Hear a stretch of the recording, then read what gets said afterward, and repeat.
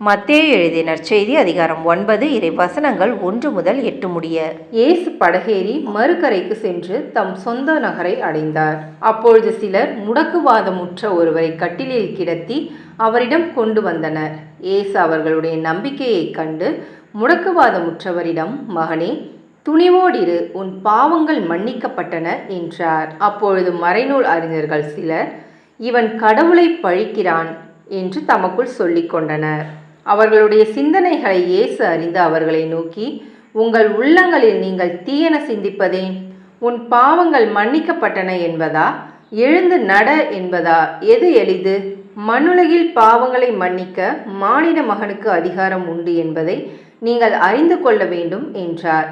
எனவே அவர் முடக்குவாதமுற்றவரை நோக்கி, நீ எழுந்து உன்னுடைய கட்டிலை தூக்கி கொண்டு வீட்டுக்கு போ என்றார். அவரும் எழுந்து தமது வீட்டுக்கு போனார்.